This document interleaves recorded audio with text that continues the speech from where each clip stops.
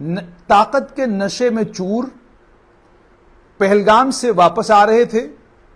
उन्होंने उत्तर प्रदेश के एक परिवार को जो अपनी गाड़ी में जा रहा था, जिनकी गाड़ी के साथ इनकी गाड़ी टकराई, उस परिवार के साथ मारपीट की। आरोप यह उनके ऊपर है और आरोप यह भी उनके ऊपर है कि सिर्फ मारपीट ही नहीं की बल्कि उस परिवार को अपने साथ अनंतनाग ले आए और अनंतनाग में हाउसिंग कॉलोनी में, जहां पर उनकी सुरक्षा को ध्यान में रखते हुए सरकार ने उनको सरकारी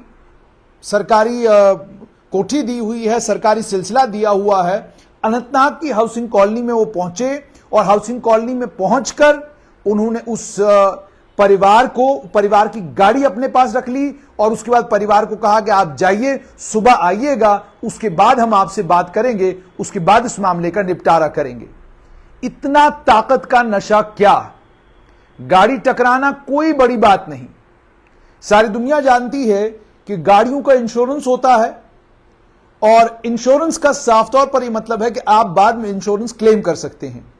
लेकिन गाड़ी की टक्कर के बाद मारपीट करना, गाड़ी की टक्कर के बाद किसी आदमी को उठाकर अपने घर ले जाना, उसके बाद उससे यह कहना कि जो मेरी गाड़ी का नुकसान हुआ है उस नुकसान की भरपाई आप करें, इन तमाम चीजों का संज्ञान जो है वो अनंतनाग पुलिस ने लिया है। और एसएसपी अनंतनाग आशीष मिश्रा को इस बात के लिए बधाई कि ये इस बात को उन्होंने बिल्कुल ध्यान में नहीं रखा कि सत्ता पक्ष से आते हैं मोहम्मद सिद्दीक खान, एक ताकतवर बीजेपी के नेता है मोहम्मद सिद्दीक खान। ये वही मोहम्मद सिद्दीक खान है जिनको लेकर इससे पहले भी एक मामला बना था, जिस मामले में अनंतनाग की एक कोर्ट की तरफ से आदेश जो है वो सरकार को आए थे, पुलिस को आए थे। अब हुआ पूरा घटनाक्रम क्या है, वो घटनाक्रम में थोड़ा सा आपको बता देता हूं। एक उत्तर प्रदेश का एक परिवार अनंतनाग आया हुआ था, पहलगाम आया हुआ था। जो बताया जा रहा है उसमें बताया जा रहा है कि एक छोटा सा हादसा जो है वो टूरिस्ट रिजॉर्ट पहलगाम में हुआ। उसके बाद उनका यह कहना है कि जबरदस्ती उनको अनंतनाग लाया गया और उसके बाद बीजेपी नेता ने उनकी गाड़ी को अपने घर पर रख लिया। उनका जो बयान है, हालांकि उसका वीडियो भी मेरे पास है, लेकिन चूंकि वो वीडियो एक निजी चैनल का है इसलिए वो नहीं चलाएंगे। जो वीडियो में वो कह रहे हैं वो ये कह रहे हैं कि एतवार के दिन हमारी कार की टक्कर एक आदमी के कार के साथ हुई, उसकी वजह से हमारे और उनके बीच में जो है जबरदस्त बहस मुबाहिसा हो गया। हमने नेगोशिएट करने की कोशिश की और हमने ड्राइवर को यह भी कहा कि हम आपको कॉम्पेंसेट करने के लिए तैयार हैं जो नुकसान आपकी गाड़ी का हुआ है। ये बताने वाले मुबश्शिर हैं। उन्होंने ये कहा कि जो आदमी उस दूसरी गाड़ी में था वो उससे बाहर आया और उसने जो ये टूरिस्ट है उनको मारना पीटना शुरू किया। एक आई विटनेस भी है जिसका वीडियो भी हमारे पास है। उस आई विटनेस का ये कहना है कि उसने देखा कि इस यूपी की इस टूरिस्ट परिवार के साथ मारपीट हो रही है। उसके बाद उन्होंने ये कहा कि उसके बाद वो हमारी गाड़ी में बैठा और हमें हाउसिंग कॉलोनी खनाबल लाया। हम नहीं जानते हाउसिंग कॉलोनी क्या है, हमें पहले लगा शायद वो हमें पुलिस थाने लेके जा रहे हैं, इसलिए हमने कहा कोई बात नहीं, अगर आप पुलिस थाने लेकर जाओगे हम वहीं बात कर लेंगे। लेकिन उसके बाद वो उनको हाउसिंग कॉलोनी लेकर आए और उसके बाद उन्होंने ये कहा कि उसके बाद वो आदमी जो है उन्होंने उसको एक आदमी के पास लिया जो भारतीय जनता पार्टी के साथ जुड़ा हुआ है। उन्होंने कहा जो ही हम उस घर में गए, मोहम्मद सिद्दीक खान बीजेपी के नेता ने हमें गालियां दी और उसके बाद हमारी गाड़ी अपने पास रख ली। ये आरोप मुबश्शिर ने लगाया है। उसके बाद उन्होंने ये भी कहा कि उसके बाद सिद्दीक ने उनको मजबूर किया कि वो पूरी रात होटल में रहे और सुबह जो है वो खुद पुलिस थाने चले गए और उन्होंने ये भी कहा कि कश्मीर के लोगों ने उनकी बहुत मदद की, अनंतनाग के लोगों ने उनका साथ दिया और उस साथ के कारण ही उनमें हिम्मत बंधी और वो फौरन जो है अनंतनाग पुलिस थाने चले गए। उन्होंने ये भी कहा कि जो दोनों के बीच में लड़ाई झगड़ा हो रहा था उस लड़ाई झगड़े को रोकने की भी कोशिश जो है वहां के आम नागरिकों ने की। वहां के आम नागरिकों को दोनों पार्टियों को समझाने की कोशिश की, लेकिन चूंकि बीजेपी की सरकार है, बीजेपी सत्ता में है, इसलिए नेताजी को लगा कि हमें पुलिस काहे पूछेगी।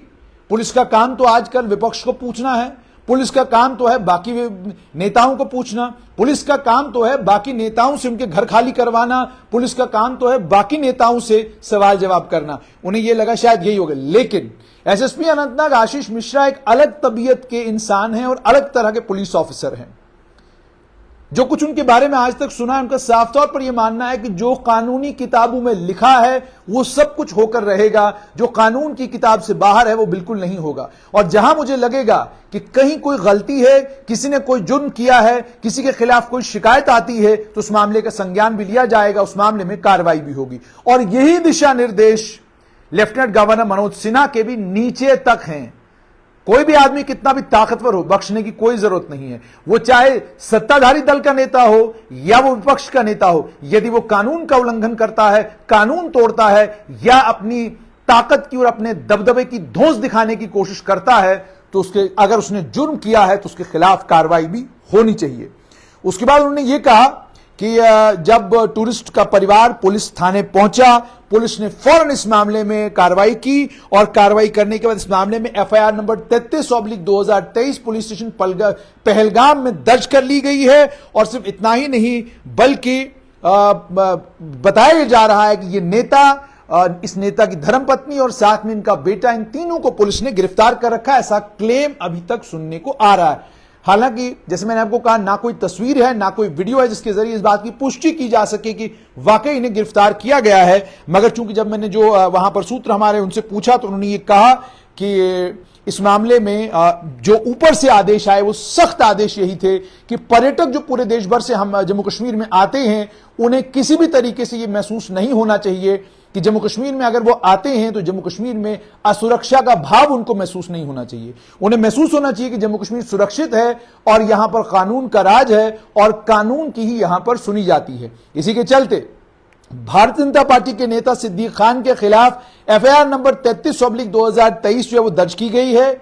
हमने मोहम्मद सिद्दीक खान से कांटेक्ट करने की कोशिश भी की, उनसे बात करने की कोशिश भी की, लेकिन उनसे बात नहीं हो पाई। लेकिन जब भी उनसे बात होगी, उनका पक्ष क्या है वो भी आपके सामने जरूर रखेंगे। मगर मामला ये कि गाड़ी अगर लगी है, गाड़ी के लगने का साफ तौर पर यह मतलब है कि वहां पर खड़ा पुलिस का जवान, वहां पर खड़ा ट्रैफिक पुलिस का जवान, उसे किसी की तरफ का वकील बनने की कोई जरूरत नहीं है। दोनों गाड़ियों को सीज करके थाने लेके जाना चाहिए और गाड़ियों को दोनों को सीज करने के बाद जब आप थाने लेकर जाते हैं, फिर आप उनसे उनके कागजात पूछते हैं और कागजात पूछने के बाद मामला दर्ज होता है। मामला दर्ज होने के बाद इस मामले पर कार्रवाई आगे होती है। लेकिन आम जनमानस की भी यह तबीयत रहती है कि अगर आपकी गाड़ी किसी की गाड़ी से टकरा गई, आप फौरन वहीं पर चाहते हैं कि मामले का निपटारा हो, 5-10 हजार रुपया मिल जाए, हमारी बात खत्म हो जाए, हम गाड़ी का जाकर बाद में काम कराएंगे। जबकि आप जानते हैं आजकल जो व्यवस्था है उस व्यवस्था में आपको जीरो डेप्थ इंश्योरेंस अगर आपका है, वो आपका बंपर टू बंपर इंश्योरेंस होता है। बंपर टू बंपर इंश्योरेंस का साफ तौर पर यह मतलब है कि पूरी गाड़ी आपकी इंश्योर्ड है। तो अगर आपकी गाड़ी पूरी इंश्योर्ड है तो इसका मतलब यह है कि आप इंश्योरेंस में अपनी गाड़ी का काम करवा सकते हैं। दूसरा सबसे बड़ी बात यह कि लेकिन मौके पर जिस समय दो गाड़ियां आपस में टकराती हैं, वहां पर पुलिस का, ट्रैफिक पुलिस की यह जिम्मेदारी बनती है कि दोनों को कानून समझाएं और कानून समझाने के बाद जो कानून कहता है उसी प्रक्रिया को फॉलो करें। मांडवाली करने की या दोनों के बीच में वकील बनने की या जज बनने की कोई जरूरत नहीं है। यह मामला कोर्टों का है, यह मामला थाने का है। जो दोनों गाड़ियां हैं, वो किसी की भी गाड़ी हो, दोनों गाड़ियां थाने जाएंगी, दोनों गाड़ियां सीज होंगी और दोनों गाड़ियों के सीज होने के बाद मामला बनेगा। फोटोग्राफ्स लिए जाएंगे, जहां जो जाय वारदात है, जाय वारदात के फोटोग्राफ्स लिए जाएंगे, गाड़ी कहां पर खड़ी थी, क्या कुछ था, गवाह होंगे, सारा सिलसिला होगा। इस तरीके से कानूनी प्रक्रिया आगे चलती है। लेकिन अफसोस ये, मैंने पिछले दिनों एक ऐसा ही हादसा जम्मू में भी देखा। एक शरीफ आदमी ने एक पुलिसकर्मी के साथ जब उसकी गाड़ी टकराई, आप मानेंगे नहीं, 10,000 रुपया उस रिटायर्ड लाइफ इंश्योरेंस विभाग से रिटायर हुए आदमी ने पुलिसकर्मी को दे दिया। हालांकि मामूली सी चोट थी, उस मामूली सी चोट के लिए उसने 10,000 रुपया दिया, सिर्फ इसलिए कि मेरी गाड़ी सीज हो जाएगी और सीज होने के बाद मैं गाड़ी जो है घर वापस लेकर नहीं जाऊंगा। यह कॉम्प्रोमाइज अच्छी बात नहीं है। कानून क्या है, मुझे लगता है वो ट्रैफिक पुलिस विभाग को या पुलिस विभाग को बताने की जरूरत नहीं है। किसी भी जगह अगर दो गाड़ियों के बीच में टक्कर होती है, वहां आप वकील या वहां आप जज बनने की कोशिश क्यों करते हैं? आपका काम मांडवाली करना या आपका काम इस पक्ष को पैसे दिलाना, उस पक्ष को पैसे दिलाना, यह काम आपका है नहीं। आपका काम है कानून बताना और आपका काम है साफ तौर पर यह बताना, जनाब आप दोनों की गाड़ियां लगी हैं, अगर आप लोगों ने लड़ना झगड़ना है तो चलिए थाने, वहीं पर आप दोनों की गाड़ियां रहेंगी, गाड़ियां सीज होंगी, उसके बाद आगे देखा जाएगा कि इस मामले में करना क्या है। लेकिन पुलिस वाले अक्सर क्या करते हैं, गुड फेथ में उनकी कोशिश यह रहती है कि चलिए किसी तरीके से इस मामले का निपटारा करवाया जाए। क्यों करते हैं आप ऐसा? कि आपको यह नहीं लगता कि जब दो गाड़ियों की टक्कर लगी, पहला काम आपका यह होना चाहिए कि जो टक्कर जिन दोनों के बीच में हुई है, क्या सभी सुरक्षित हैं या नहीं है? जब आपने पहला काम मुकम्मल किया और आपको लगा बिल्कुल सकुशल सभी लोग ठीक हैं, उसके बाद दूसरा काम आपका यह है, जिस गाड़ी ने टक्कर मारी है उससे उसकी गाड़ी के तमाम डॉक्यूमेंट्स मांगना, और उसके बाद जिस गाड़ी के साथ टक्कर हुई है, जिसे विक्टिम कहा जाए, विक्टिम से भी उसके तमाम कागजात मांगना।